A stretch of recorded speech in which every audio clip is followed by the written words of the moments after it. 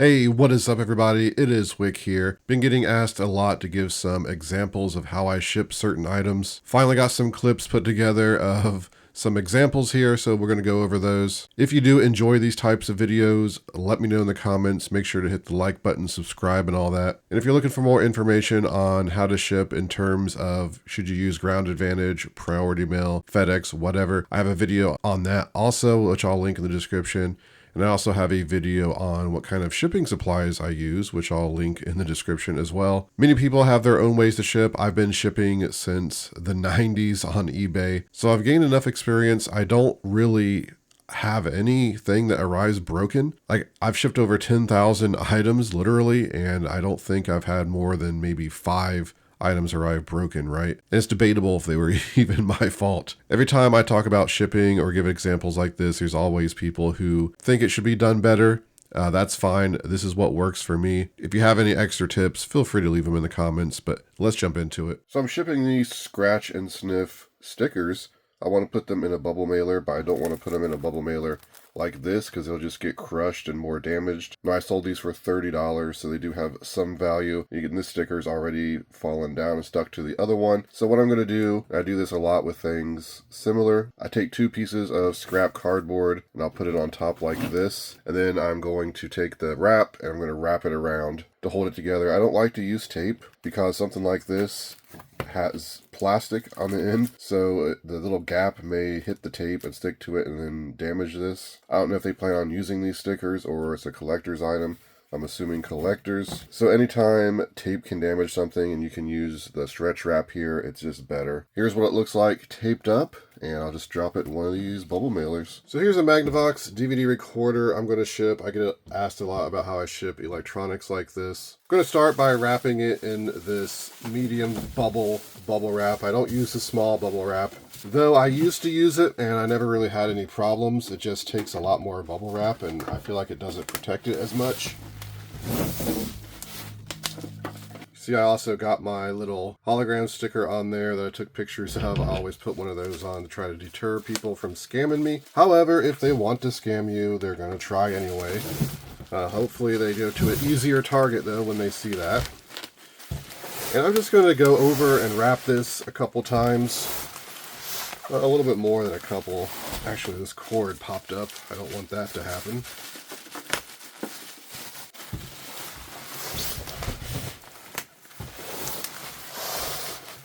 Usually about 4 or 5 turnovers, right? That gives it a nice cushion.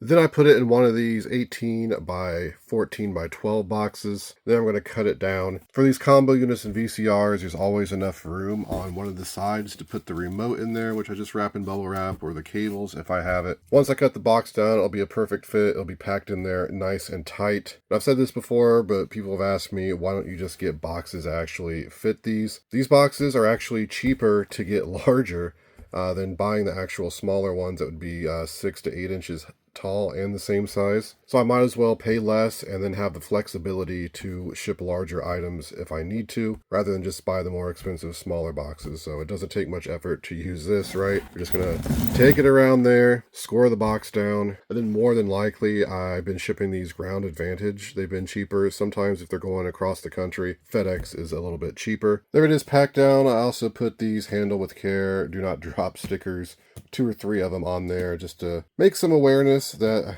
this thing should be treated with a bit more care. Now, shipping them this way, I've never had any show up physically damaged. Of course, I've had people claim that they don't work when they arrive. However, 90% of the time it's a scam. If you've ever seen any of my scam videos, I talked about the electronic scammers, so hopefully this one's not going to be a scam. But I pretty much do that with VCRs and combo units. Sometimes you get a combo unit that's larger than this box will fit. I have a few 18 by 18 by 6 boxes just for that. Or Lowe's has a box that's 18 by 18 by 16 you can cut down in a pinch. So shipping becomes much easier when you realize all the boxes that you have available to you and what you need and what you can cut down.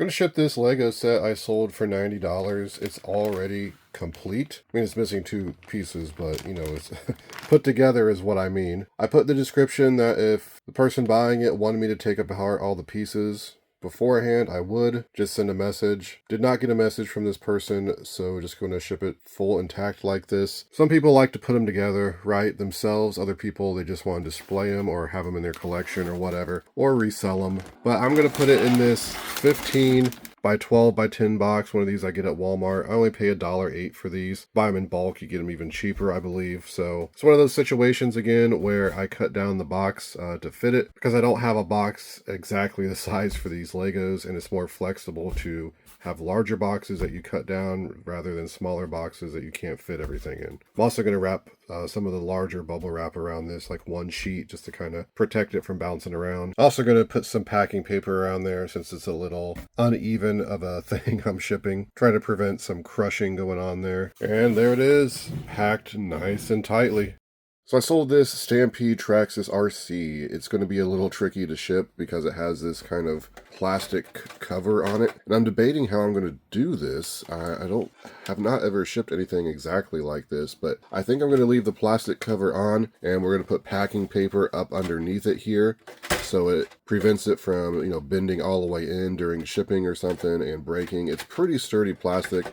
It's meant to take hits when it crashes into things, so it should be fine. Also, it has good shocks on it, so it should be able to survive, you know, decent drops. I'm still going to put a little bit of bubble wrap, I guess, on the tires and then put something underneath here just to support it more. Maybe just packing paper, right? But the trick for something like this is to just make sure, you just have to envision like the box getting smashed or dropped and figure out what's the best way to pack it so it won't take damage. I'm sure there might be a better way to ship these. Since I don't ship them very often, I haven't developed a really good strategy, but that's what I'm going to do. So it is, I got some packing paper up underneath there. That should help protect it in case the box gets really crushed. Of course, once it's in the box, I'm going to put packing paper all around it to keep it kind of firm. I'm also putting bubble wrap around it. So what I got going on in the box, you see I got that heavy construction like packing paper. I have a bunch of that in there so the tires aren't sitting directly on the box. That should absorb a lot of the shock as well from the box being dropped. Now I'm just going to pack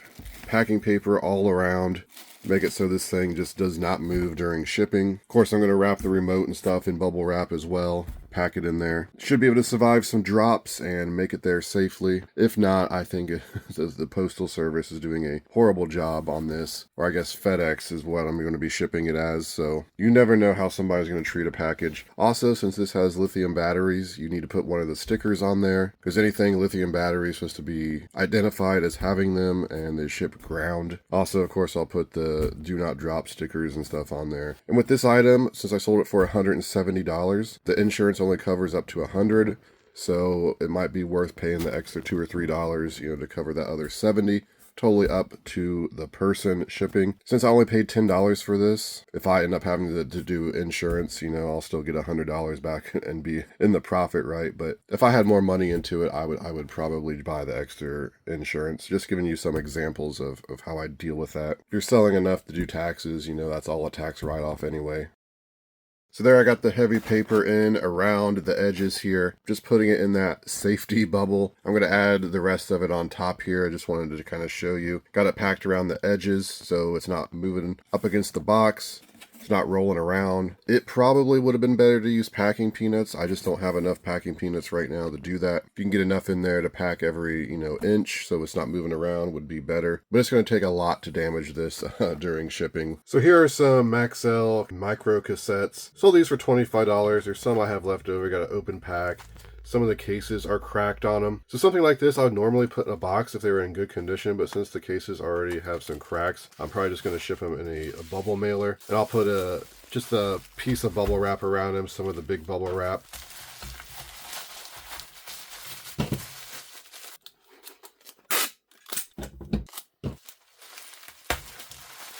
Guess I better tape the other.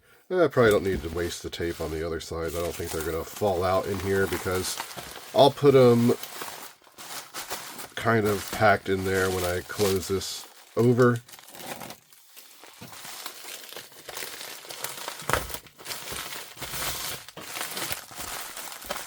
That should protect them quite well. Probably going to save a little bit on shipping because it won't weigh as much.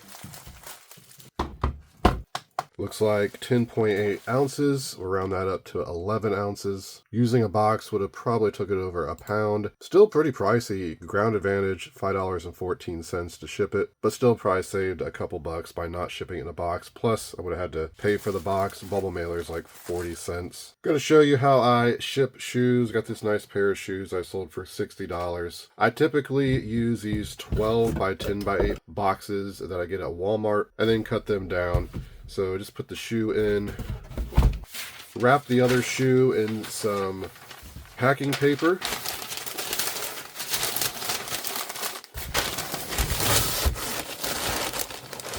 Pack it down in there. You see, both shoes, unless they're really big shoes, they're going to be a perfect fit. Then I can just use a larger box if need be. Got the trusty box score. Rather than have all that void fill in there, you just adjust it to the size of the shoe at the highest point.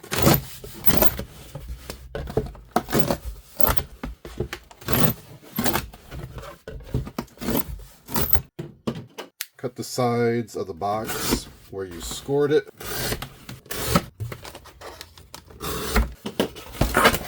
And just fold it over. Looks like this is going to stick out a little, so just cut that piece off. Cut that piece off, and it is ready to be taped up. Buying these shoe boxes like this, they're not really shoe boxes, but they fit shoes well, and then cutting it down leaves them available to ship other things in that are not shoes that are larger. And these with eBay discount to ship Ground Advantage is $7.67. Here's how I ship hats. I got this Adidas hat that I sold for 20 bucks, new with tags. And I ship these in these eBay boxes that I get 8x6x4. Typically, sometimes I use like extra Amazon boxes if I have them that's this size. But I get these with my shipping discount coupon for having a store where I get to spend $25 a month. I put them in these poly bags to keep them nice and clean during shipping. I think it's better for the customer also when they receive them like this.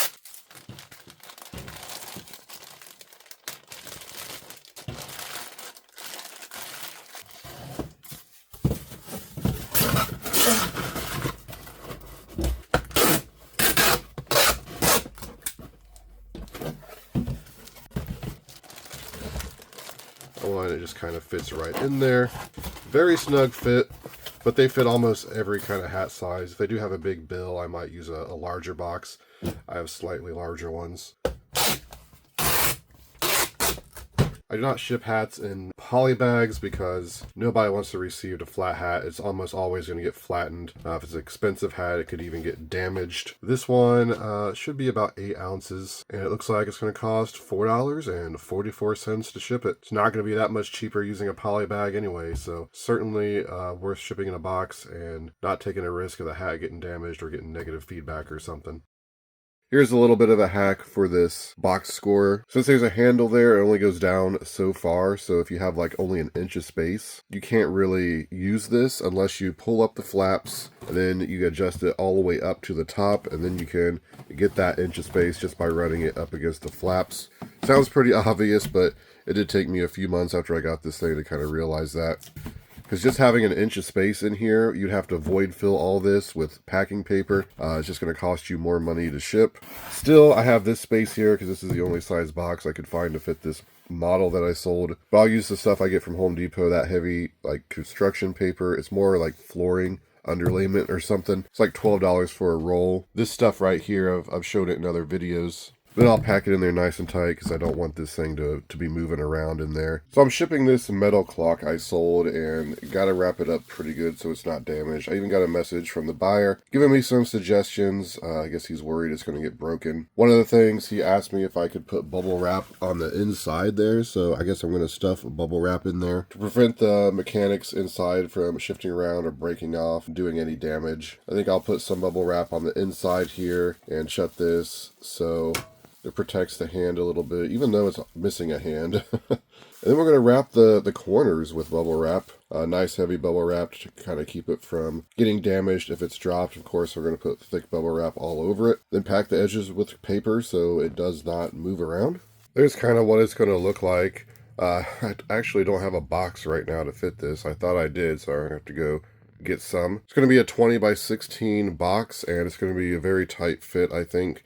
If it's too tight, I'll have to go up a size and just pack it more because I can't have it, pushing up against the sides too much where it would get damaged. Something like this is a little bit tricky to ship because of how large it is and how many just pieces that can break off. So I have all the little pieces that are sticking out and are kind of hollow under there. I got extra bubble wrap to give it support, so if the box gets crushed a little, it's not going to snap off, or at least it shouldn't, because there's support underneath. A general rule is to never go too cheap on shipping something because you can figure that the box is going to be treated badly. Of course, we'll put do not drop stickers all over it as well, but I'll have to go get a box and hopefully it fits. If not, we'll have to go to a 24 by 18 and use more packing materials. And there it is, all packed up, nice and tight. I found this old Lowe's box that fit it very well. That's why I like to save as many boxes as possible. Here's something that can break easy. This is a Cincinnati Reds bobblehead I got. Since it's a bobblehead and the head moves around, I want to make sure to secure the head so it's not moving around in shipping. It's also holding a baseball bat here, so I packed packing paper in between it to help in case it would break. Plan is to wrap it up in the packing paper and then wrap it up in bubble wrap. And of course, just like with everything else, pack it tight so it's not moving around. Want to make sure there's packing material all around the edges so it can absorb any sort of impact. Do the same thing, with dishes, mugs, anything breakable like that. There's what it looks like wrapped up in bubble wrap and inside of a box. We're just going to pack that in like so. And even though it's packed very tightly, there's still void space in there, which I'll probably just use another piece of bubble wrap to pack in there, make it nice and tight so it doesn't move around, and this should have no problem making it to the buyer undamaged. Here's this TI-84 Plus calculator. Something like this is pretty sturdy, so I just use a strip of this larger bubble wrap I get from American Bubble Boy, wrap it up,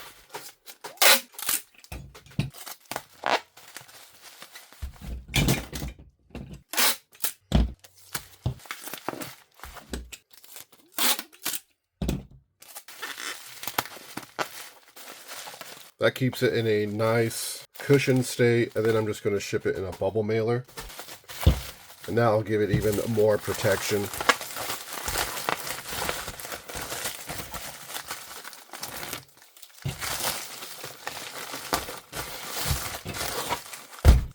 Ready to go. Going to be shipping out this vintage cap gun. Even though it's a toy, you still have to have a orange tip on it if you're selling on eBay. If this was an actual BB gun, you have to put in the description basically a paragraph describing the rules of selling BB guns and pellet guns and even replica guns. You can look this up on eBay itself, or you can just try to list the item and it'll probably prompt you and tell you have to have that in your description. It'll tell you exactly what to put in there. And shipping this, it's just going to go in a box. I'm going to put bubble wrap around it. Very easy item to ship. Here is an American Girl Pleasant Company doll case I'm packing up, and this one is worth quite a bit, around $200, so want to make sure it's packaged well. What I'm doing is I'm taking two 12 by 12 boxes here. I'm going to Frankenstein them together, tape the edges up here, and then I'll put a cap on. They'll cover it completely. Of course, I got it wrapped in good bubble wrap. I got extra bubble wrap on the bottom to prevent it from getting damaged if dropped. This technique works great also with golf bags. Most golf bags will fit in 12 by 12 boxes. You just build them up and make like a longer, taller one, right? And there it is, all boxed up. Unfortunately, the boxes don't match. I'm gonna have to order some 12 by 12 boxes, but still, this is very well protected, nice and tight in the box, surrounded by thick, high-quality bubble wrap. Should have no trouble making it to the customer fine. Another thing I should mention are these packing peanuts, which you can get a insane amount of these on Amazon for about $25. They're very handy in certain situations like packing dishes. And in this case, I got this speaker system I got in here, subwoofer, and then I got 2 satellite speakers. I put some at the bottom, and then I put the 2 satellite speakers in, and then I put some over the satellite speakers, and then just kind of fill the void fill around and add some really good protection for cheap. Of course, you can still just pack it with paper and use extra bubble wrap or whatever. It just is more cost effective, I think, to do this, and it protects a little bit better. Here's a giant Darth Vader plush that I sold. Something like this is pretty easy to ship. You just find a box big enough for it. Make the box as small as possible because every extra inch is going to add a few dollars probably to your shipping cost. Of course, I do calculated shipping for something like this, and I ship it FedEx because priority mail would be like $30, $40 when FedEx is like, looks like it's $18 and something is what the buyer paid for this. Also, you don't want someone cutting open the box with a knife and cutting the plush, so I always put an extra piece of just scrap cardboard over the place where they're going to be cutting. Just in case they're aggressive. And in this situation, I am going to be cutting down the box size to get a couple inches off there. Also, while I was recording clips for this video, FedEx and UPS announced that they will be charging people extra money if they do not round up to the nearest dimension size. So if you got a box that's 16.5 inches, you have to make it 17, and you're going to be charged for the 17-inch size and not the 16. I already done this just because you do it with weight. People are going to get a lot more surprise charges probably from using FedEx and UPS, but just throw that information out there for you. So I sold these small doors from a G.I. Joe toy, vintage, for $50. Now, these are pretty easy to ship. However, I don't know if I want to put them in a bubble mailer because bubble mailers can get kind of crushed more, and these sold for $50. So I'm going to put them in this box instead. Put them in like a ball of bubble wrap because I want these to be sure to not get damaged. I'm about 98% sure they would make it fine, in a bubble mailer, but it's going to cost pretty much the exact same for me to ship them into this box than it would a bubble mailer, so why not just have the extra protection? There's actually more space than I thought, so I have to put some packing paper. Let's see if I have any scrap paper. Yeah, here's a piece that just came from something I ordered on Amazon. I'll just pop in here. And yes, this is a little overkill for this product, but better safe than sorry. And like I said, it doesn't cost any extra for me because I'm essentially getting these boxes for free for my $25 eBay coupon.